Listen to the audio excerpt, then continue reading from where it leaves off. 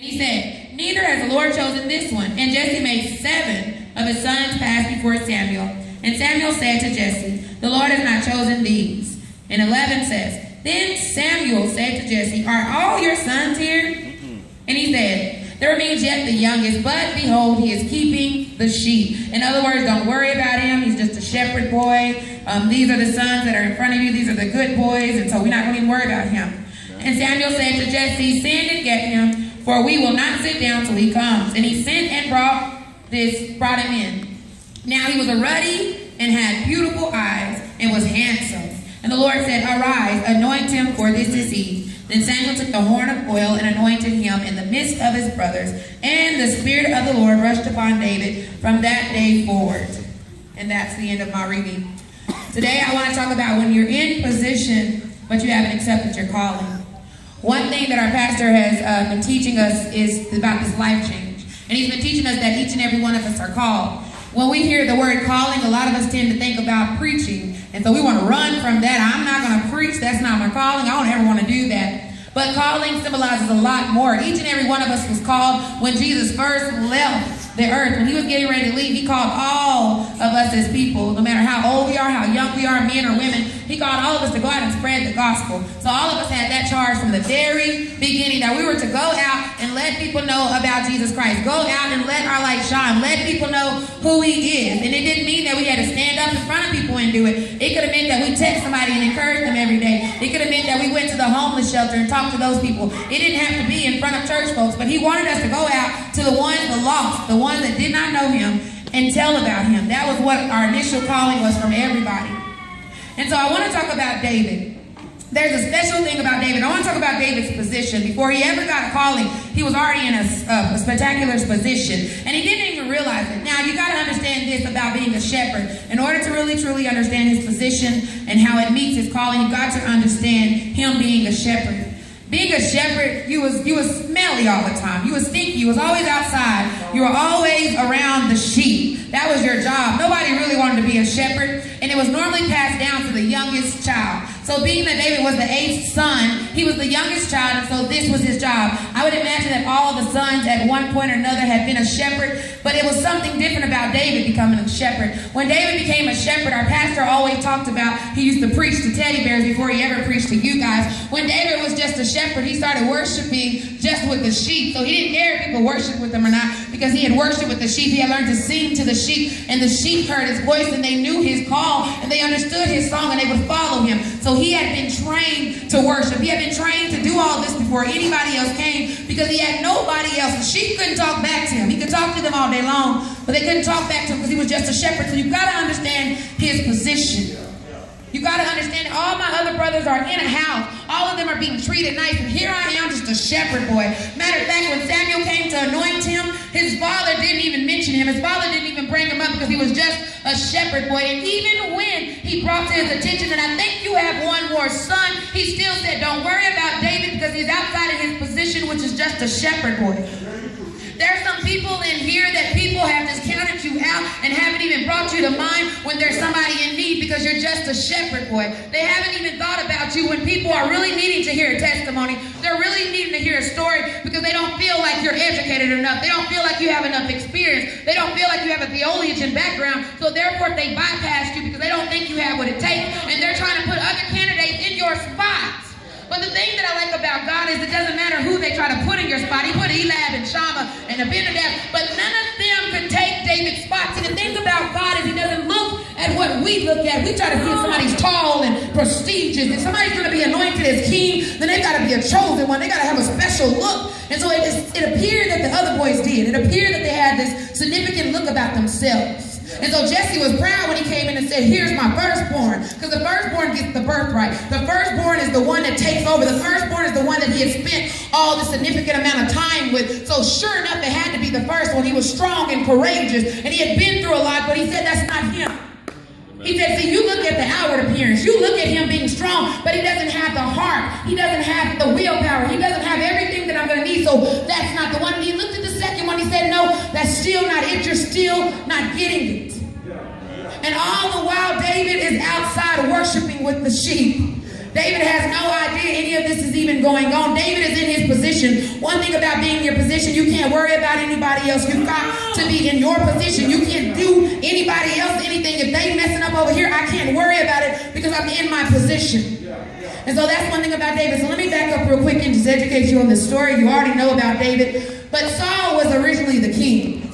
He was the first king that they had ever had. They said they wanted a king.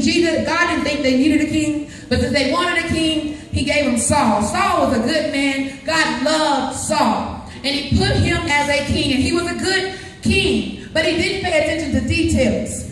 And because he didn't pay attention to details, and he didn't follow through with everything that God said, because he didn't follow through with it, God said, you know what? He's not going to be king anymore. And there's some of you in here that haven't paid attention to the details. You're doing everything else right, but there's some small details that you haven't paid attention to that could get you left behind, that could get you not in heaven, basically.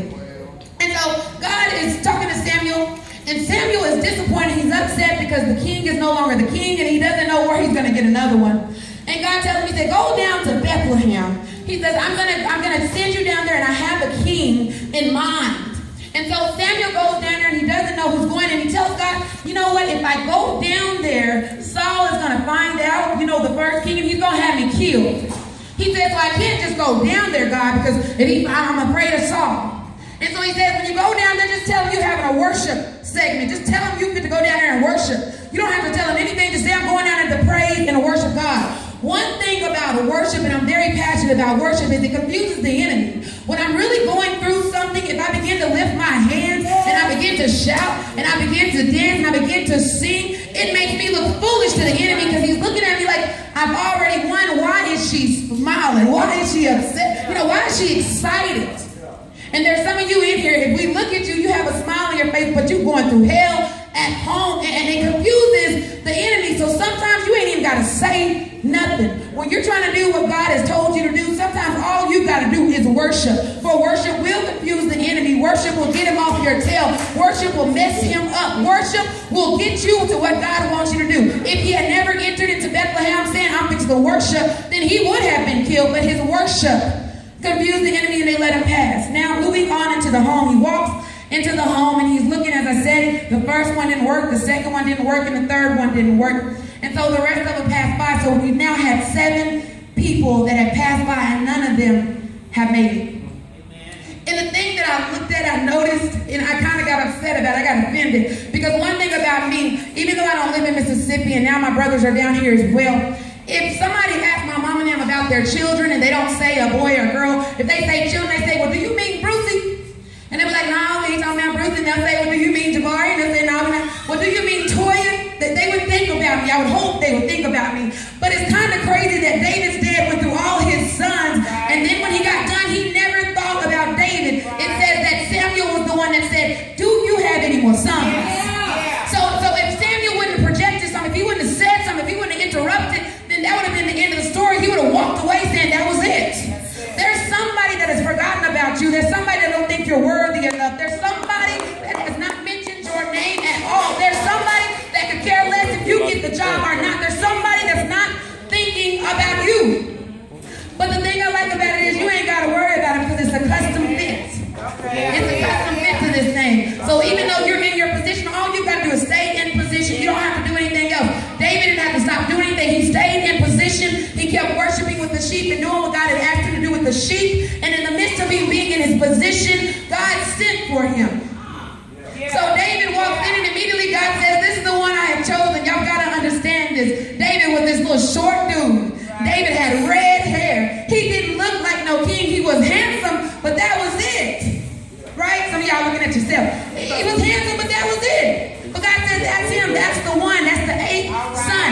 Now, something you've got to notice about the number 8. Number 8 means resurrection. Number 8 means a new beginning. So even though he wasn't the first son and he didn't get the birthright, God said, you're number 8 for a reason. You're the new chosen king. You are the new son. It's something significant about the number 8. You've got to learn about his placement and his position, even with his family.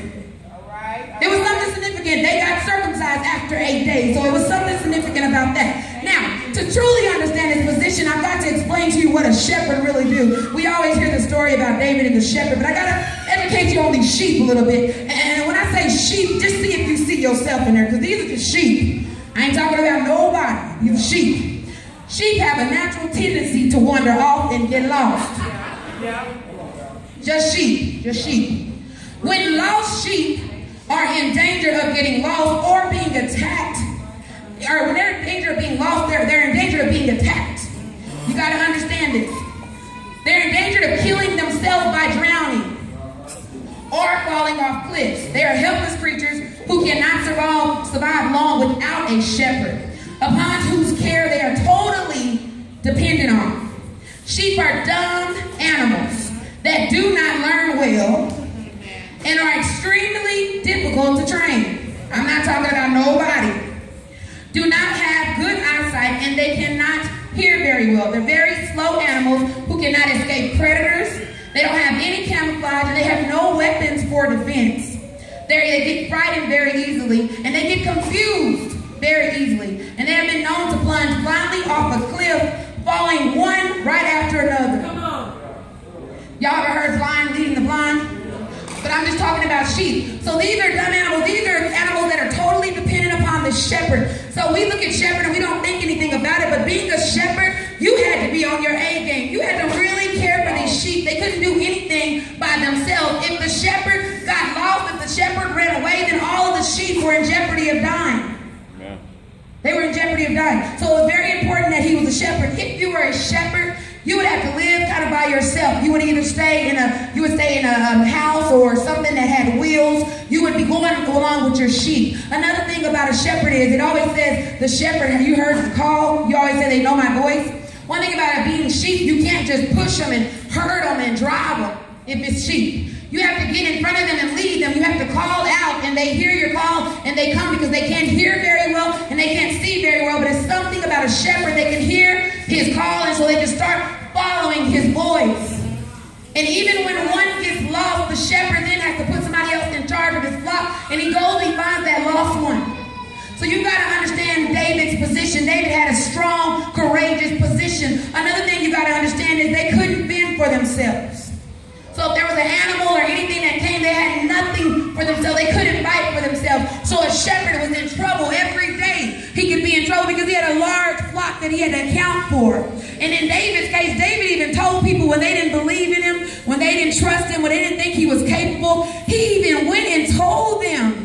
He said, check this. You think this Goliath man is something? He said, I done killed a lion and a bear. This is nothing. He said, I was trained for this while I was in my position. When I was in my position, some tigers and bears and all these things came against my sheep. And I stood in front and I defeated them and I killed them because nothing was going to harm my sheep. So that David developed a love for his sheep. And that's why God said he was a man after my own heart, because he developed a love. He worshiped God regardless of his situation. He worshiped God regardless of his circumstances. He worshiped God and he was in his position. And so some of us, God has placed something on our heart. A lot of people say, I don't know what my calling is. I don't know what my purpose is. I'm going to try to help you out. It's whatever you're very passionate about. Whatever you're very passionate about. David was passionate about his job. People laughed at him being a shepherd, but he was passionate about it. He enjoyed it. It brought some happiness to his life. It's whatever you've had to really go through something with. That has something to do with your purpose. That has something to do with your calling. David said, I had to fight for this. I had to fight a lion. I had to fight a bear. So whatever the hell you've been through, that stuff, that shows you your purpose. Somebody says, I can't do anything in the church. I'm not a preacher. I'm not a teacher. All I do, I love children. I like to see a smile on children's face. I like to be in their face, and I like to hug on them and stuff when they don't have a father or when they don't have a mother. Well, you're supposed to be in the youth ministry. God says you have a calling on your life. Somebody said today is, domestic awareness. Somebody says, all I've ever done is get beat down. All I've ever done is went through hell in my home. All I've ever done is been a victim. God says somebody is waiting on you in your story. You're called to raise up other strong women that can't do it by themselves.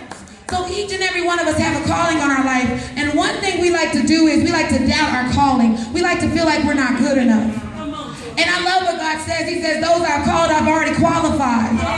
He even told Jeremiah, he said, you don't even have to worry about anything. He said, you were called before you're even a twinkle in your mama's eye. Before your mama met your daddy, I had already called you. I had already predestined your life. I had already set aside aside what you were going to do. He says, so don't be worried about your age. Don't be worried about people receiving you, because I had already put aside and set aside what you were going to do. You were born on purpose, with the purpose.